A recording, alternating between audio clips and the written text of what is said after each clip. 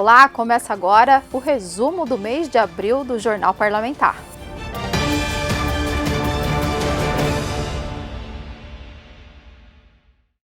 Durante a primeira semana do mês de abril, Gleice Jane tomou posse como deputada estadual. Ela é a 11ª mulher a assumir uma vaga no Parlamento Estadual e a primeira representante do Partido dos Trabalhadores.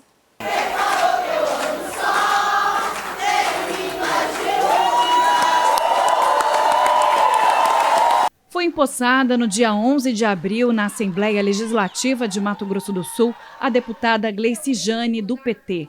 A agora parlamentar se comprometeu a atuar na defesa da educação e da saúde, além de trabalhar em pautas antirracistas, feministas e LGBT. A luta das mulheres é a luta por um mundo melhor, igualitário, diverso, fraterno e com justiça social. Foi nas ruas, nas escolas e na universidade pública de nossa cidade que eu me fiz militante por uma vida digna. As nossas linhas sempre é a partir da luta das mulheres, né? E as mulheres estão envolvidas na economia, na saúde, na educação, mas as pautas que eu percebi durante a campanha passada, que são gritantes nesse momento, é a violência contra as mulheres e contra as crianças, né? É a educação e também o meio ambiente. Então, essas pautas a gente percebeu como gritante e nesse processo em que eu passei também por um problema de saúde, a gente percebe o quão importante é a gente lutar por uma saúde, mas não só lutar para ter hospitais, mas a gente refletir sobre o que está nos adoecendo. Então esse processo, essas pautas com certeza estarão presentes nesse momento no nosso trabalho.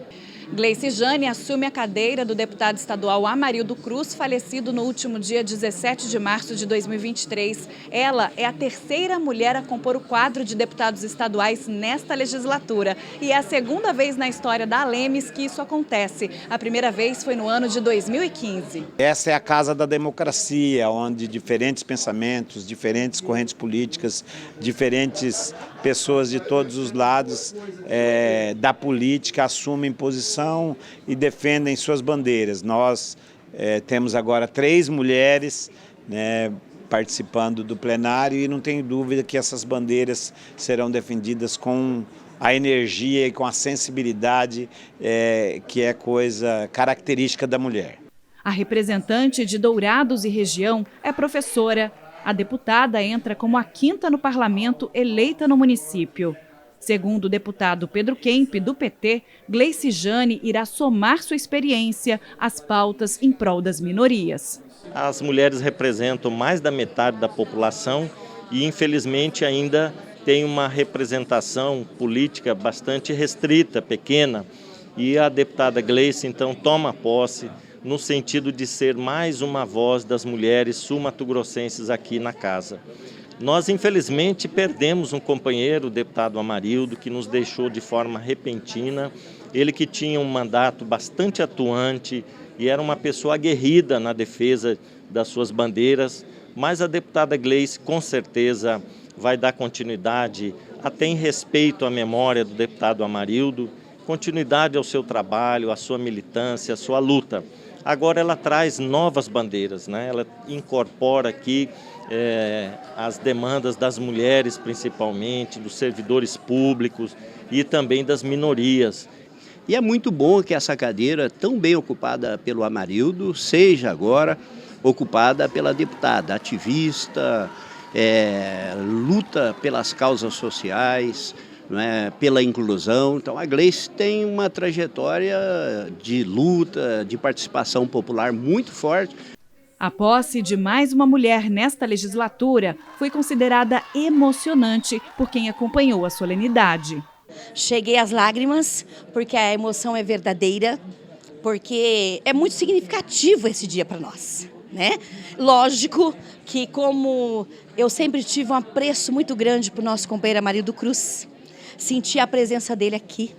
Ele vai estar sempre conosco. As bandeiras dele jamais nós vamos deixar de lutar. Mas esse momento é ímpar, esse momento é único.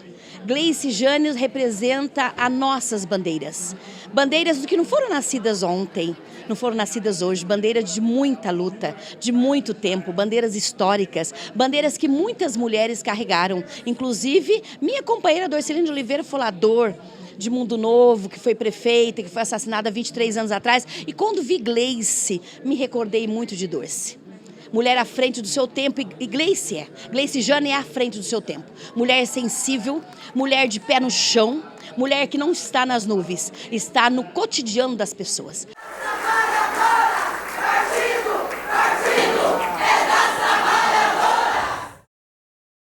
Medida apresentada pela deputada Mara Caseiro, do PSDB, de combate à violência contra a mulher, pode ser uma realidade em Mato Grosso do Sul.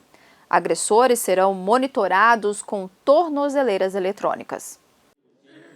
Na sessão plenária desta terça-feira, 11 de abril, a deputada Mara Caseiro, do PSDB, apresentou uma indicação que tem o objetivo de assegurar às mulheres vítimas de violência doméstica e familiar mais segurança. A indicação ao Executivo Estadual solicita a obrigatoriedade do uso de equipamentos eletrônicos por agressores que já tenham uma medida protetiva. Tudo que a gente puder fazer para nós evitarmos o feminicídio, sabemos hoje do aumento do feminicídio, que a cada ano vem nos aterrorizando as nossas mulheres. Então, nesse sentido, eu tenho hoje um projeto de lei que foi apresentado pelo ex-deputado Contar, onde eu sou coautora, que é o aplicativo, que seria um botão de do pânico, para ser instalado também a nível do estado de Mato Grosso do Sul. Porém, em conversa inclusive com a ministra Cida Gonçalves, eu falava desse projeto do botão do pânico e ela falou da questão também da tornozeleira, que seria também uma medida muito eficaz, que tem dado certo lá no Rio Grande do Sul, e por que nós não trazermos para o estado de Mato Grosso do Sul? Então, nesse sentido, eu fiz essa proposição para que a Secretaria de Segurança Pública possa fazer uma análise, uma avaliação da possibilidade de implantar também a tornozeleira eletrônica para que os agressores que estejam com medidas protetivas possam também estar usando, e com certeza uma medida eficaz para evitar os feminicídios no nosso estado. Projeto que garante mudança no sinal sonoro na hora de entrada, intervalo e saída das escolas estaduais para não incomodar os alunos com autismo foi aprovado em primeira discussão pelos deputados estaduais. Na sessão plenária desta terça-feira, 4 de abril, o deputado Neno Razuc, do PL, apresentou o projeto de lei que dispõe sobre educação, saúde e inclusão de pessoas com o transtorno do espectro autista.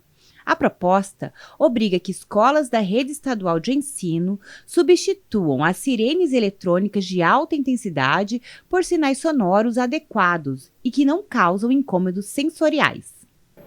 Que muda que quer tirar das escolas o sinal sonoro, que é extremamente prejudicial, que afeta muito essas crianças com autismo, por música, por um sinal menos agressivo.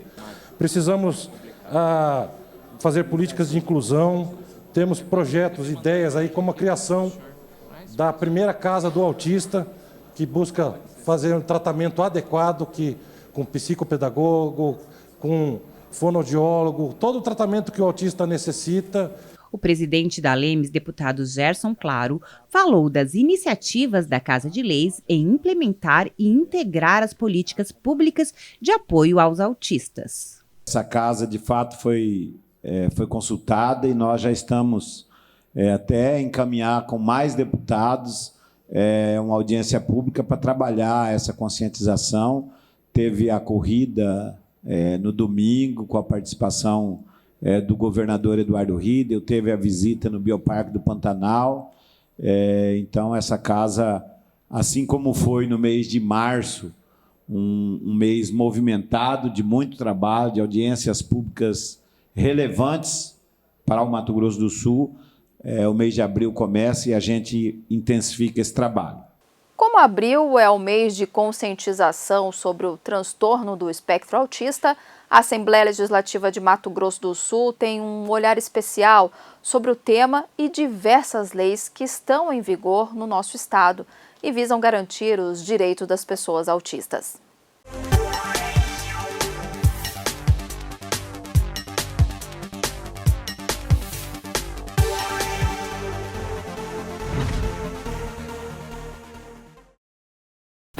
abril, o mundo inteiro dedica sua atenção à causa do autismo. O distúrbio, marcado por alterações das funções de neurodesenvolvimento, pode estar presente em 1% da população brasileira. E por isso, a Assembleia Legislativa de Mato Grosso do Sul também olha com cuidado sobre o assunto. Desde 2022, o Estado celebra o Abril Azul, uma campanha de conscientização sobre o transtorno do espectro autista. A autoria da lei que instituiu o Abril Azul em Mato Grosso do Sul é do deputado Antônio Vaz, do Republicanos. Mas além da informação, o Poder Legislativo também se preocupa em oferecer condições efetivas de dignidade e respeito aos autistas em Mato Grosso do Sul, reforçando o ideal da campanha. Exemplos disso são as leis nascidas na Assembleia.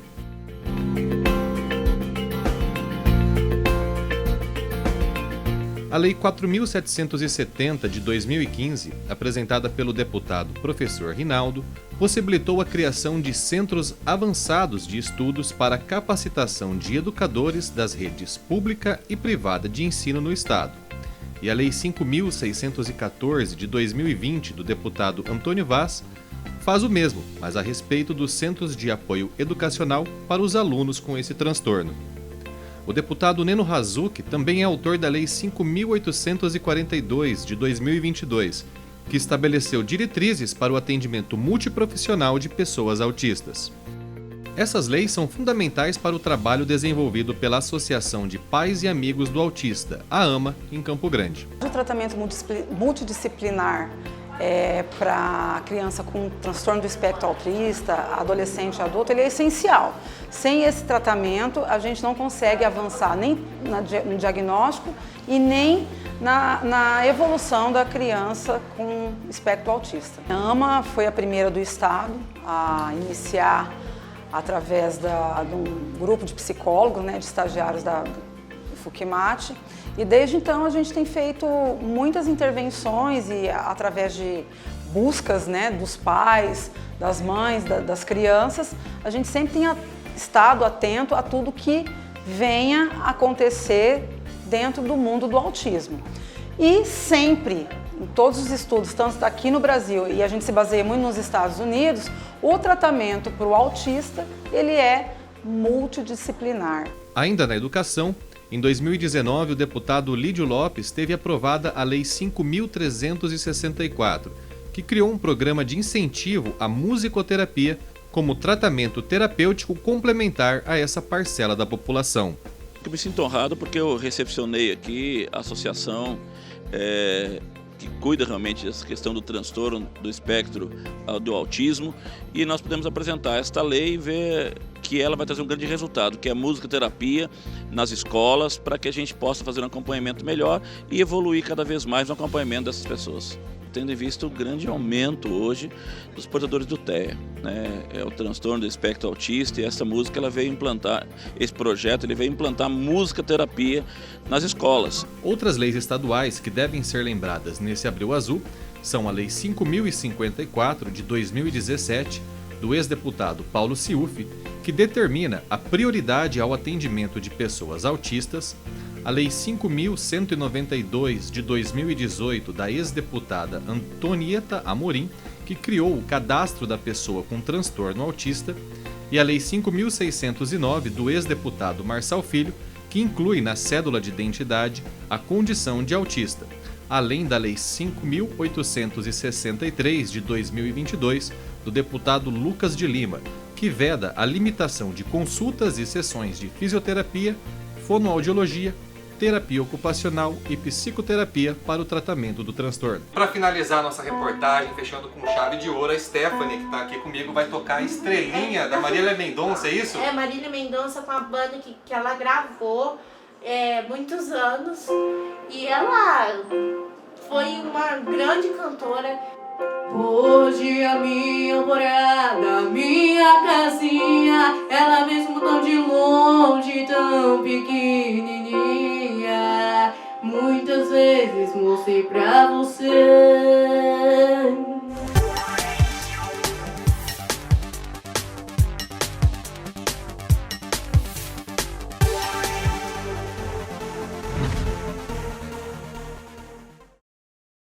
Novas normas de transparência na gestão e aplicação dos recursos dos hospitais filantrópicos e santas casas do Estado foram apresentadas pelo coordenador da Frente Parlamentar, o deputado Pedro Ossian Neto, do PSD. Durante a sessão plenária desta terça-feira, 4 de abril, o deputado Pedro Ossian Neto, do PSD, já apresentou os primeiros resultados da Frente Parlamentar em defesa das santas casas e hospitais filantrópicos. O parlamentar falou das novas normas e transparência na gestão e aplicação dos recursos dos hospitais.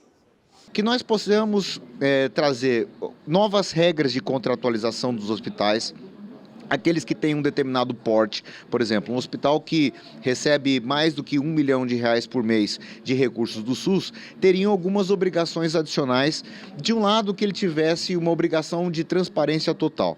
Tal como todos os municípios possuem portal da transparência, onde você vai colocar ali todos os pagamentos feitos para a pessoa física, para a pessoa jurídica, própria ou de terceiros, a qualquer título, todos os instrumentos como contratos, seus aditivos, instrumentos jurídicos que foram firmados, tudo absolutamente claro e colocado num portal da transparência, tal como dispõe de lei nacional regendo os órgãos públicos. O deputado Pedro Ossian Neto falou ainda da possibilidade de criar um novo marco regulatório para o setor. Numa Santa Casa, um hospital que tem mais de R$300 milhões de contrato, não é justo nem aceitável que nós não tenhamos pessoas que estejam ligadas com a gestão hospitalar. Que nós tenhamos regras de compliance, que nós tenhamos regras de governança corporativa, que nós tenhamos participação colegiada nas decisões do Conselho de Administração, que nós tenhamos um observatório da sociedade civil. Isso de um lado das exigências que nós faríamos a esses hospitais, para que nós tenhamos um avanço na gestão. E de outro lado, salvaguardas para proteger o poder de compra desses hospitais, principalmente através de novos aportes do governo e obrigatoriedade de reajuste anual. O assunto será tratado com a sociedade civil e os representantes dos hospitais e do governo em uma audiência pública no próximo dia 13 de abril. Nós vamos fazer uma nova audiência marcada para a semana que vem, tentativamente no dia 13, que será uma quinta-feira, às 15 horas, onde nós vamos reunir todos esses hospitais e mostrar para a imprensa e para a opinião pública do Mato Grosso do Sul a real situação financeira desses hospitais. Vamos convidar também o secretário de Estado de Saúde, o doutor Maurício Correia Simões, para que ele tenha absoluta consciência da situação desses hospitais, e a solução da saúde do Mato Grosso do Sul passa pela recomposição desse orçamento de hospitais que alguns são maiores, outros menores, mas eles têm em comum uma dificuldade muito grande para fechar as suas contas. Então, a regionalização da saúde passa por resolver o problema assistencial das santas casas e dos filantrópicos. Deputados aprovam o decreto de estado de calamidade pública no município de Bonito.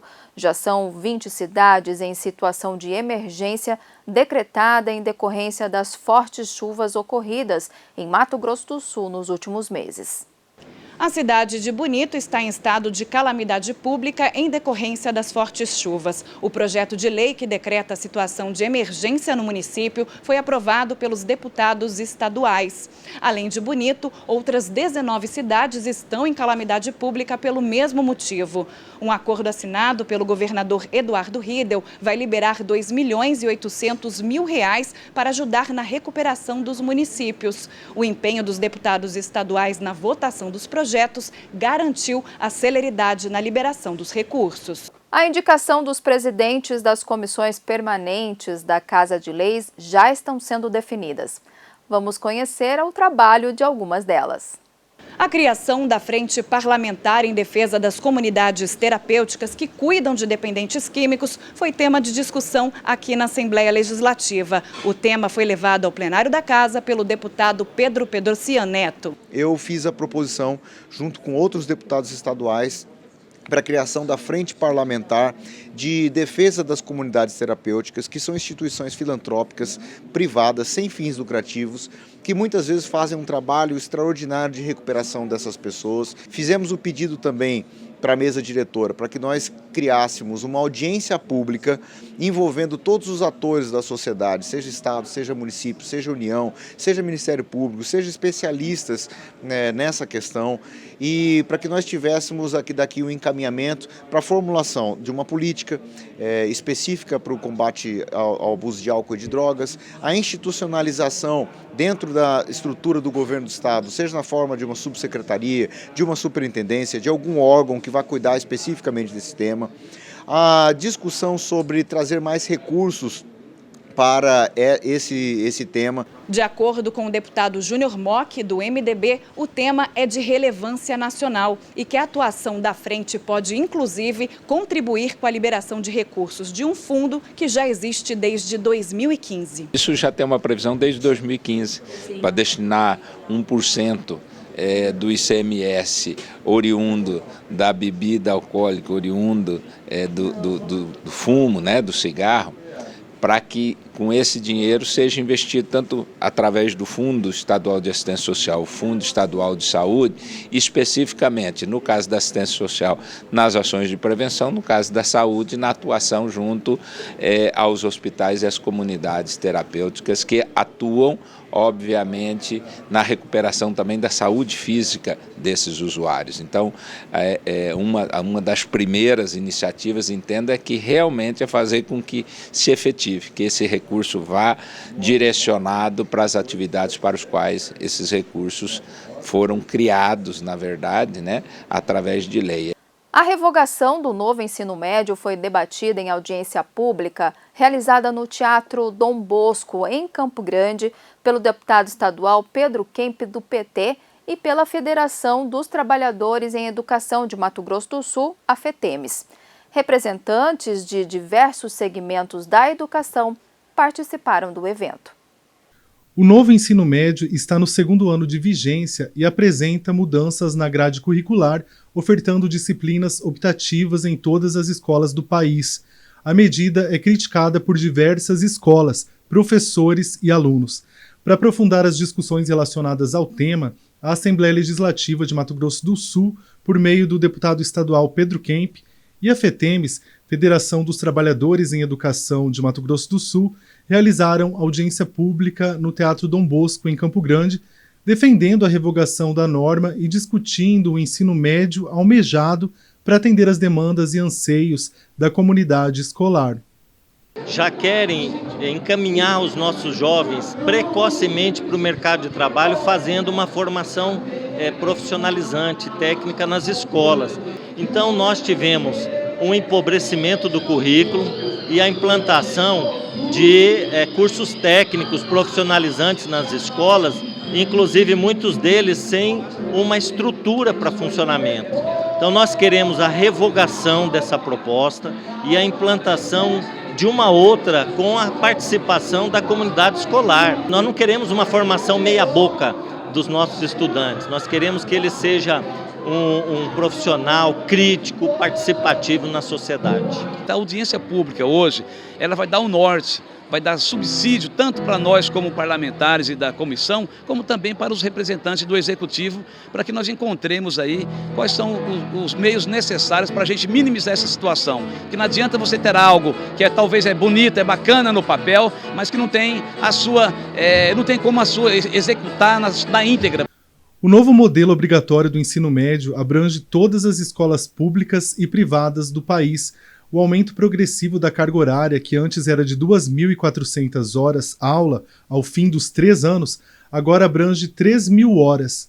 Desde 2023, as disciplinas tradicionais passaram a ser agrupadas em áreas do conhecimento, fazendo com que cada aluno montasse seu próprio ensino médio, escolhendo os itinerários formativos. Esse é um dos pontos fundamentais desse projeto que desagrada tanto os trabalhadores quanto os nossos estudantes da rede pública, porque minimizou o currículo, diminuiu em 25% a carga horária que era do currículo base, portanto de 2.400 horas baixou para 1.800 e foi criados novos itinerários com disciplinas alternativas que o aluno em tese pode escolher, que enfraquece a formação total, a formação geral do aluno. O Ministério da Educação suspendeu por 60 dias a implementação do cronograma do novo ensino médio por meio de portaria publicada no início deste mês no Diário Oficial da União, justamente para que a medida seja melhor debatida com a comunidade escolar, para que novos caminhos sejam propostos, não prejudicando o aluno nos vestibulares. A CNTE, Confederação Nacional dos Trabalhadores em Educação, destaca a importância do debate. A revogação é necessária. A implementação da Lei 13.415 está tirando a juventude da escola, principalmente os jovens mais pobres, que não conseguem ficar o dia todo na escola. E os que estão dentro da escola estão sendo prejudicados na sua formação cidadã, humana, na sua formação crítica, porque o curso profissionalizante que se oferece é de baixa qualidade, e isso é ruim para a nossa juventude. Enquanto o Ministério da Educação e alguns governos estaduais argumentam que o novo ensino médio torna essa etapa do ensino mais atrativa para os estudantes, entidades estudantis figuram entre os principais críticos à reforma. Escolas públicas sem infraestrutura para manter o novo formato, aumento da carga horária não atrativo para alunos mais pobres que precisam trabalhar, além de as disciplinas clássicas terem menos prioridade na grade com a entrada de novas ofertas, são alguns dos pontos críticos ao novo modelo. A reforma do sistema educacional, por meio de uma nova lei que regulamente o ensino médio, é uma das soluções para que a atual medida seja revogada. De acordo com o Censo Escolar 2021 do INEP, Instituto Nacional de Estudos e Pesquisas Educacionais Anísio Teixeira, Mato Grosso do Sul tinha quase 110 mil alunos matriculados no ensino médio naquele ano. Em todo o país, porém, essa etapa da educação tem quase 8 milhões de estudantes. Dados da Secretaria Estadual de Educação apontam que atualmente há 300 escolas estaduais que ofertam o ensino médio no estado, com cerca de 80 mil alunos matriculados. Nós entendemos como positivo essa escuta e esse debate que está sendo promovido para que os ajustes que julgarem ser necessários possam ser realizados a fim que a gente tenha uma educação ainda mais inclusiva, ainda mais focada na aprendizagem dos nossos estudantes do ensino médio. O evento contou com a participação da deputada estadual Gleice Jane, do PT, da professora doutora Mônica Ribeiro da Silva, titular da Universidade Federal do Paraná, que ministrou palestra remota a respeito da revogação do novo ensino médio, além de representantes de diversas áreas da educação. Deputados estaduais debatem onda de ataques em escolas de todo o país e cobram providências dos órgãos competentes para que a segurança seja restabelecida no estado. Diante dos últimos acontecimentos de violência nas escolas do Brasil, os deputados estaduais utilizaram a tribuna da Lemes para debaterem o assunto. O deputado João Henrique, do PL, abriu os debates, destacando o projeto de lei de sua autoria para que os detectores de metais sejam utilizados nas entradas das escolas, além da necessidade da segurança armada nesses locais. A gente tem a percepção de que a gente está dando uma segurança muito maior para o papel moeda, para os cofres que estão dentro dos bancos, para os 24 deputados que estão aqui dentro das assembleias, do que para as crianças que estão vulneráveis nas escolas. E debater a importância de aprovar imediatamente, a jato, esses projetos que nós estamos apresentando em bloco, e outros parlamentares também, dá uma resposta imediata para a sociedade que hoje tem medo de colocar suas crianças nas escolas, porque cada dia uma fake news ou um alvo é noticiado e os pais ficam com essa preocupação. Enquanto que a bandidagem, os psicopatas, a criminalidade, eles não têm surtos psicóticos, invadem o comando geral da Polícia Militar, não invadem a Casa Militar do Tribunal de Justiça, a Casa Militar da Assembleia Legislativa. Por quê? Porque tem segurança, porque tem instrumentos de contenção. Eu apresentei um projeto em 2019 mandando colocar câmeras em todas as escolas, armas não letais nas escolas, agora o detector de metais. Quer dizer, sozinho, um projeto desse não é nada. Por quê? Porque o detector ele é de metal. mas pode entrar uma faca de nylon, alguma arma branca não metálica, e ali praticar, mas ele serve como contenção. As câmeras, o raio-x, o detector, o botão de pânico, as armas não letais como instrumento de reação, seja de agentes patrimoniais, seja de algum professor treinado, eleito, serviria para conter o massacre, por exemplo, de Santa Catarina, que nós não estamos isentos de acontecer aqui. Zé Teixeira e Lia Nogueira, ambos do PSDB, deram sugestões para diminuir os episódios. Já a deputada Mara Caseiro, também do PSDB, destacou as ações do governo estadual a respeito desses fatos. Vale destacar que as escolas públicas hoje, em sua maioria, quem cuida da segurança, ou na verdade da entrada e saída, quem controla a entrada e saída desses alunos, normalmente são servidores que já estão há algum tempo, que são retirados de alguns setores, algumas áreas, e eles ficam lá na frente. Mas eles não têm preparo algum. Eles não têm preparo algum em relação à segurança pública. Quantos policiais tem aí na reserva que podia ser convocado? Eles são convocados para prestar serviço do governo e eles só têm, além da aposentadoria, que eles já têm o direito de receber. Ele tem aí um adicional de 25% ou 30%, então podia convocar essas pessoas que já são experientes para cuidar das escolas. Eu fico feliz de saber que o nosso governo já propôs, já vai fazer uma reunião hoje, para exatamente estar discutindo e já colocando em prática algumas ações, né, para a segurança das nossas escolas. Mas quero dizer que, no decorrer, eles já estão fazendo esse trabalho, inclusive implantando essas câmeras de vídeo monitoramento nas escolas.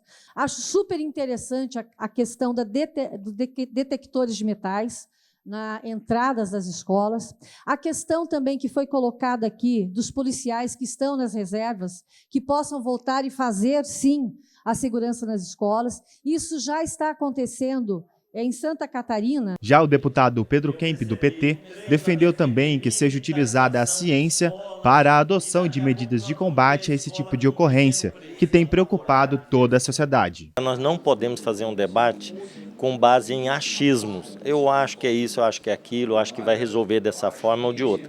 Nós também precisamos ouvir a ciência. O que a ciência tem a nos dizer? Foi feita uma pesquisa pela Universidade de Campinas, a Unicamp, para traçar o perfil dos agressores, para buscar entender a causa dessa violência. E o que essa pesquisa nos diz?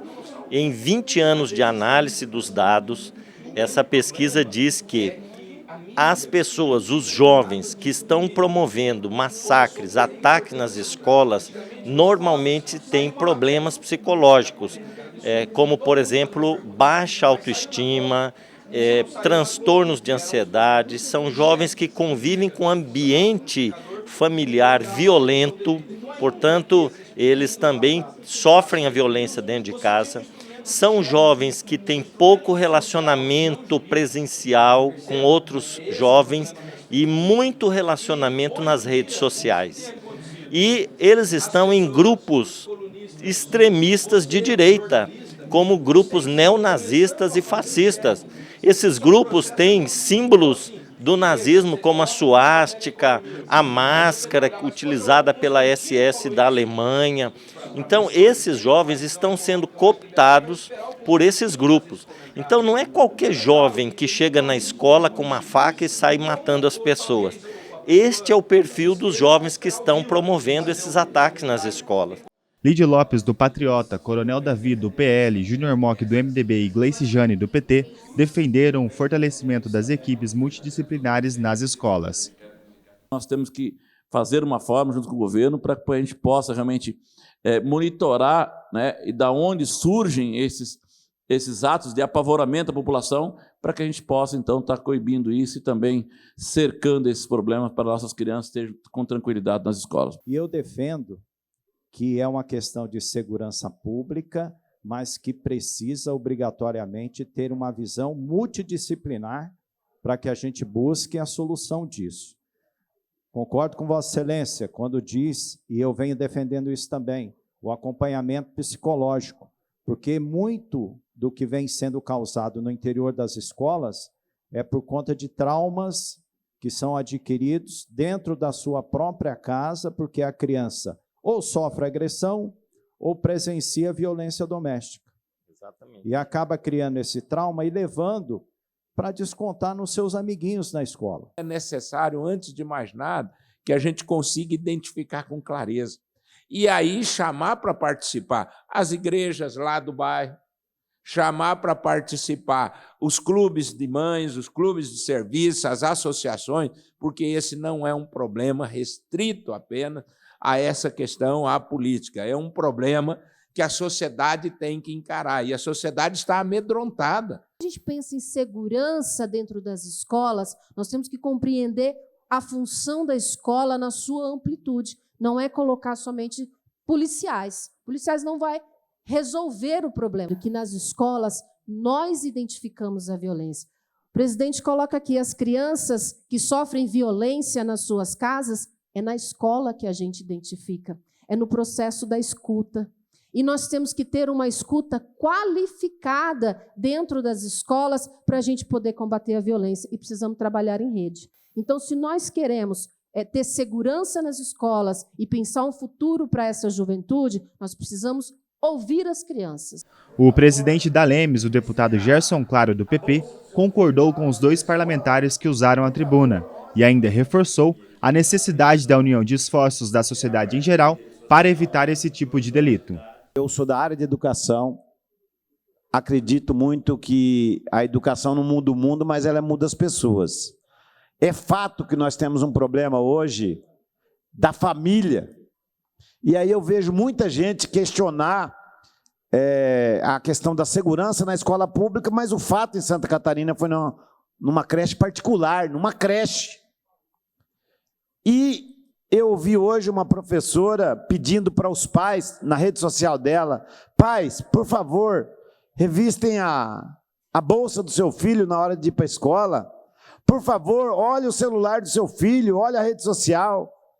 Se nós, antes de começar a jogar a responsabilidade ou para o Estado ou para a escola, se cada um começar a assumir a responsabilidade dentro de casa, eu não vejo outra alternativa, mesmo não sendo especialista em segurança. Eu acho que o caso é muito mais complexo, é uma questão que envolve uma sociedade doente, uma avalanche de informações falsas, de ideologias que comprometem, né? A questão é uma questão sociológica. O deputado Renato Câmara, do MDB, usou a tribuna para informar que irá debater o assunto em audiência pública. Essa audiência pública, deputada Gleice, deputada Lia Nogueira, será na Câmara Municipal e estaremos junto com os vereadores e junto com a comunidade escolar, junto com várias instituições, discutindo esse tema que foi tratado aqui com várias sugestões e opiniões, e vejo que é o momento exato de nós irmos para águas mais profundas. Durante reunião, o deputado Pedrocian Neto, do PSD, apresentou um balanço da situação das instituições de saúde do Estado e o marco regulatório no que diz respeito às contratações entre poder público e os hospitais. Na segunda reunião da Frente Parlamentar em Defesa das Santa Casas e Hospitais Filantrópicos, realizada no plenarinho, o deputado Pedrocian Neto apresentou o balanço a respeito da situação financeira vivenciada por esses estabelecimentos de saúde. Apesar do caráter heterogêneo desse grupo, eles têm em comum uma situação financeira e fiscal muito complicada, que nós vamos demonstrar com relação a esses números, com um déficit acumulado de mais de 200 milhões de reais no ano de 2022 e que, portanto, precisa do poder público de uma série de medidas para que a gente possa, se não resolver a totalidade desse déficit, mas pelo menos mitigar, reduzir, para que as Santas Casas e os hospitais filantrópicos não entrem em risco de colapso. Ivandro Fonseca, presidente da Federação das Santas Casas e Hospitais Filantrópicos de Mato Grosso do Sul, participou pela segunda vez da reunião e informou a situação das finanças dos hospitais, que hoje acumulam um déficit de aproximadamente 495 milhões nos últimos 4 anos. um cenário agravado desde a pandemia. Hoje, diante desse cenário, nós necessitamos com urgência um reequilíbrio econômico-financeiro nos contratos. Não temos nenhum indicador de correção dos nossos contratos, mas praticamente tudo no mercado se corrige anualmente.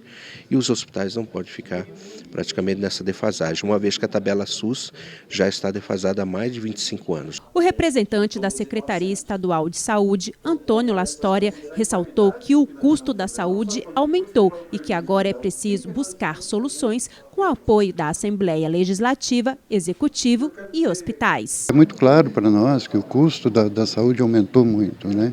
E temos que buscar uma forma tripartite, quadripartite, os hospitais também participando um pouco melhor na gestão.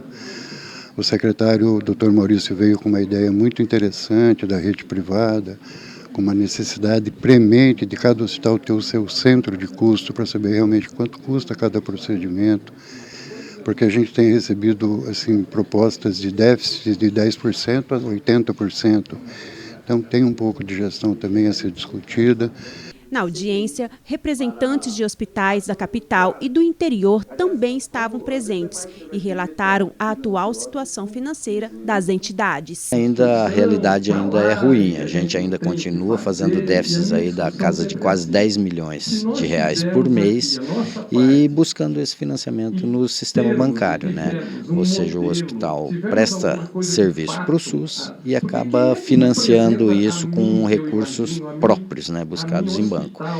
No hospital a gente tem cerca de uns 30% a 40% de diferença da receita com a despesa. Então, para a gente ter uma noção assim de valores, média de 30% a diferença. Então, é complicado para você fazer e ter uma receita condizente com a sua despesa. Nós temos déficits anteriores, 2 empréstimos que eu fiz em banco para poder pagar o 13º, porque as receitas do hospital não cobrem as despesas. Em Mato Grosso do Sul, há 53 hospitais filantrópicos e santas casas que enfrentam grave situação financeira.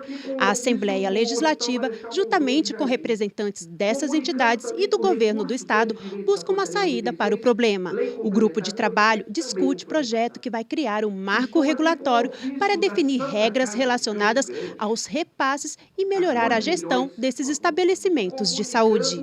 Uma série de critérios que nós estamos pegando de algumas legislações, lei da transparência, lei das estatais, lei das licitações e condensando num marco regulatório cuja ideia é nós apresentarmos e construirmos a 4 mãos aqui na Assembleia Legislativa junto com os hospitais e também com o governo do estado e construir uma nova forma de relacionamento entre o governo do estado e os hospitais filantrópicos. O governador do estado, Eduardo Riedel, participou de reunião com os deputados estaduais para formalizar o valor e a destinação dos recursos das emendas parlamentares. A partir deste ano, cada um dos 24 deputados terá um montante individual de R$ 2 milhões em emendas parlamentares para destinar aos 79 municípios do estado. O governador Eduardo Riedel anunciou o pagamento previsto na Lei Orçamentária 2023 de 48 milhões em emendas parlamentares da manhã desta terça-feira, 18 de abril, na Casa de Leis. As emendas parlamentares são recursos indicados pelos deputados estaduais no orçamento do governo. Cada parlamentar pode indicar a distribuição de 2 milhões para projetos que atendam às necessidades diversas da população, sobretudo as emendas da saúde.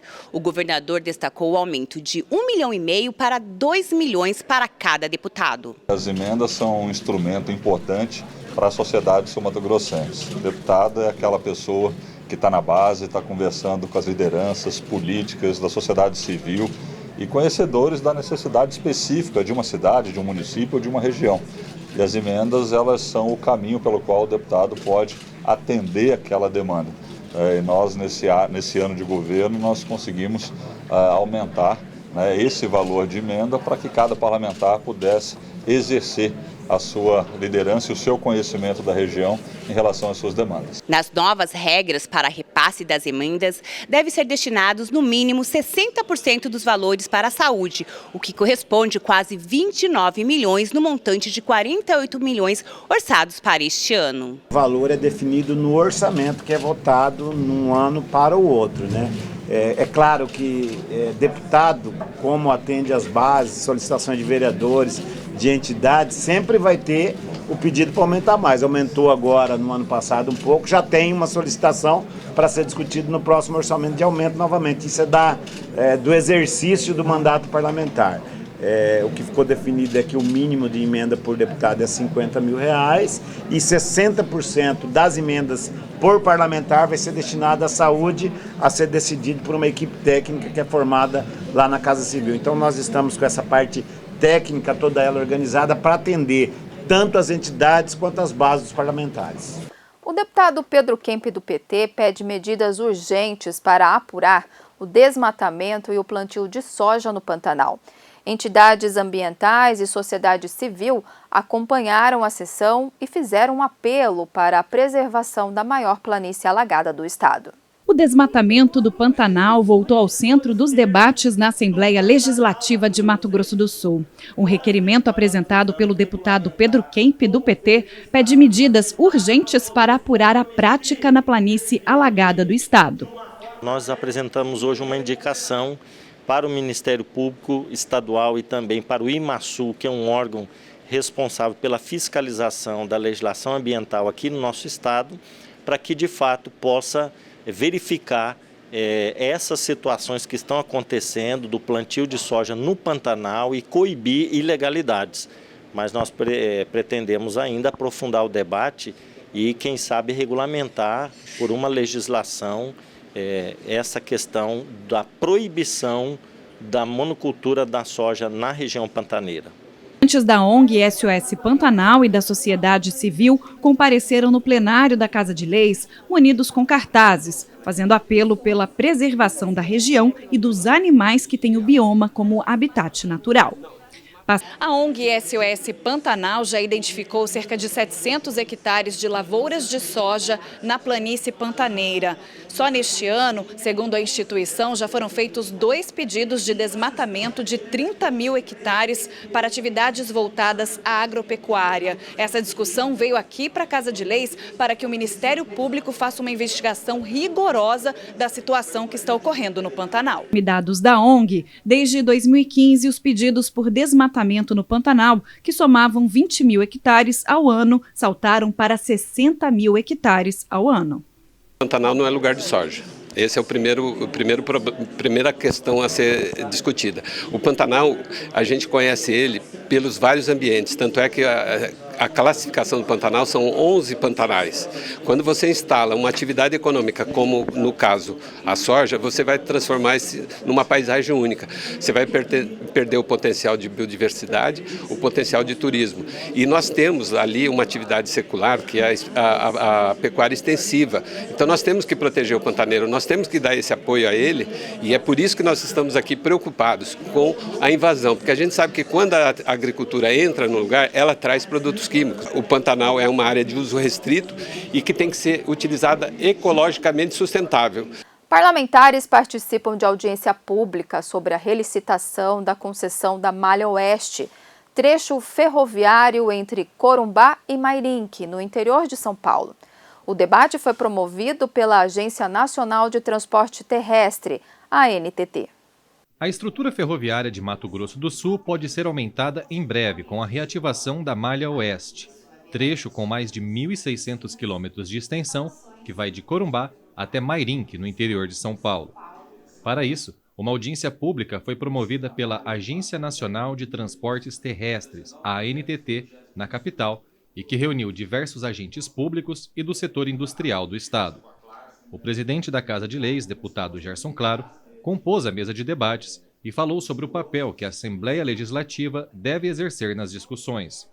Ele também declarou otimismo para o avanço dessa reativação. Uma ferrovia que vai transportar, além do minério de ferro, grãos, é um projeto de longo prazo, estão falando em 60 anos de concessão, 18 bilhões, aproximadamente 18 bilhões de investimento. Então, é um projeto que vem de encontro ao tempo que o Estado vive de desenvolvimento. Então, a gente vem para ouvir aqui a NTT e no dia 3 poder apresentar as ideias também, colher de acordo com os municípios que vai passar a ferrovia e também o ambiente de negócio que ela vai influenciar. Então nós estamos muito ansiosos para que seja um projeto novo e que venha contribuir com o desenvolvimento do Mato Grosso do Sul. Nós estamos aqui para garantir o interesse público, para que essa concessão possa estar à altura dos interesses do Mato Grosso do Sul e que nós possamos criar salvaguardas,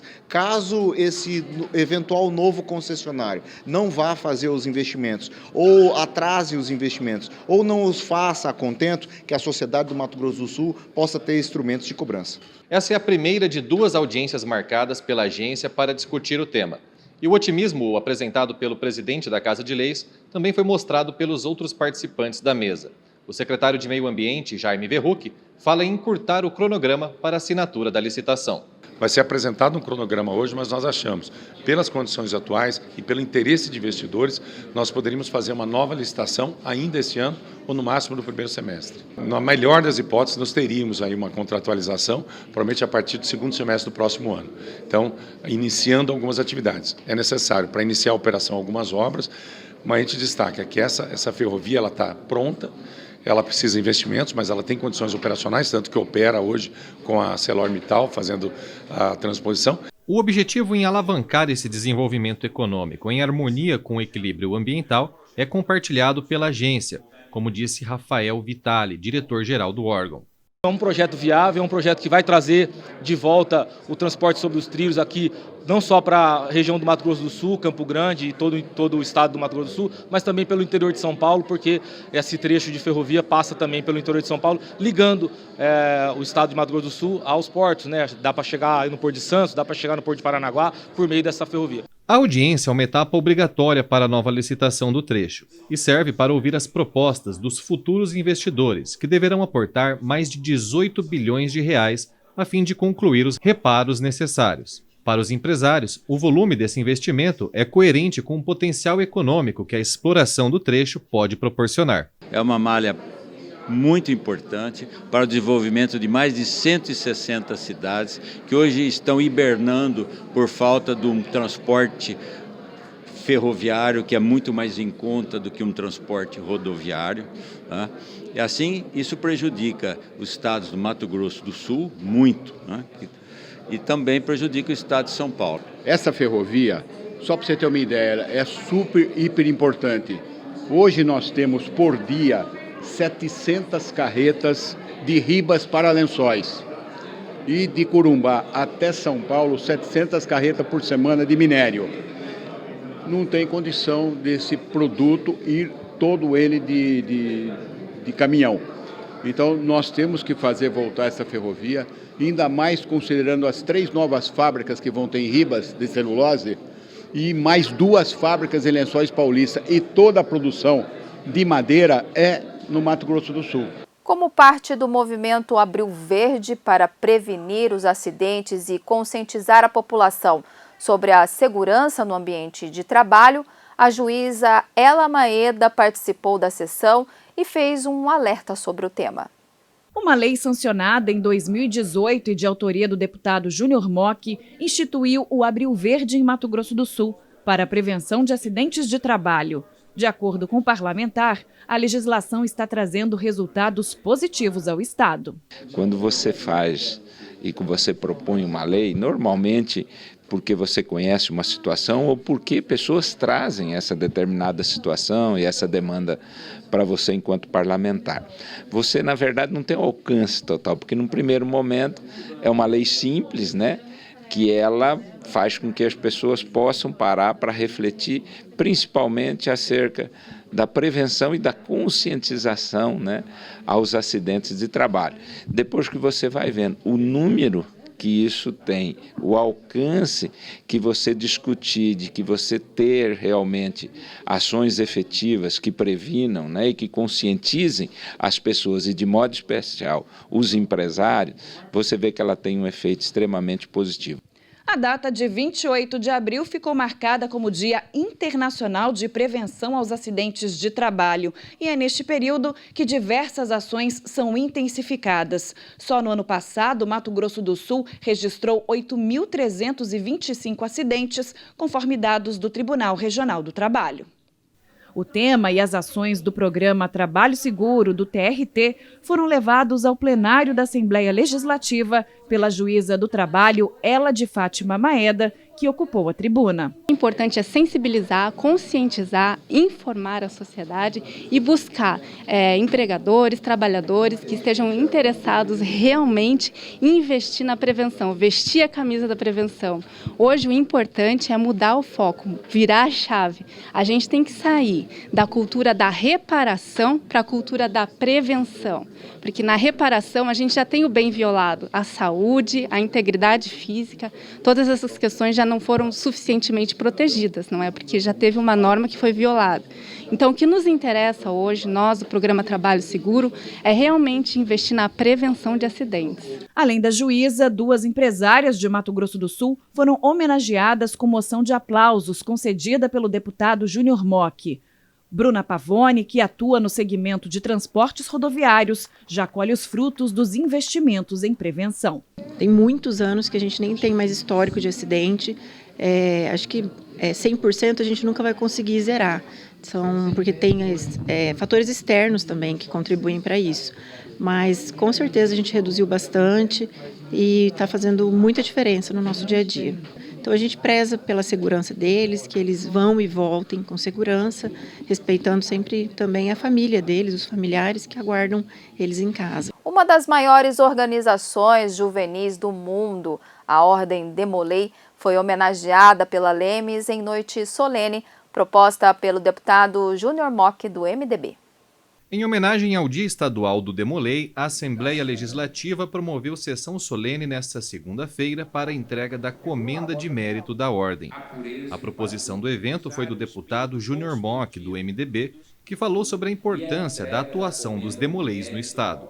Já faz anos, né, que eu propus a lei criando o Dia da Ordem Demolei, é uma referência à data de fundação da Ordem, em 1919, e a homenagem em si ao dia e também àqueles que contribuem para a instituição é para que a gente valorize toda a instituição na sociedade que realmente procura, através das suas ações, o desenvolvimento humano, o desenvolvimento pessoal, do caráter das pessoas. A Ordem Demolei ela é uma instituição paramaçônica, mantida, obviamente, pela maçonaria universal, destinada a jovens de 12 a 21 anos e que trabalha em cima de virtudes cardeais, são as 7 virtudes cardeais, preparando a formação, né, desses jovens e a formação de líderes.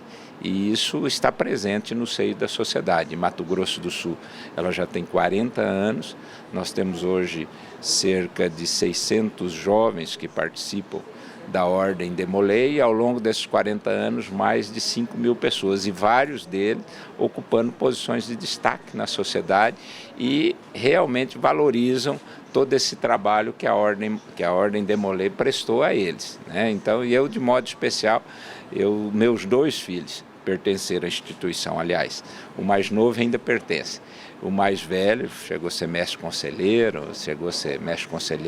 estadual, e o mais novo também participou. E eu vejo a diferença que fez neles. Presente no Brasil com mais de 85 mil membros, a Ordem Demolei também está em Mato Grosso do Sul. E seus egressos participam ativamente em diversos aspectos da sociedade, organizando ações filantrópicas que ajudam a propagar os ensinamentos aprendidos por lá.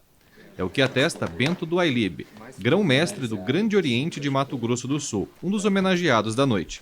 Dentro da filosofia da Ordem Demolei, e como ela é uma ordem paramaçônica ligada, de alguma forma, à maçonaria, esses valores que nós trazemos e eles pregam Isso é importante na contribuição dessa formação da nova sociedade.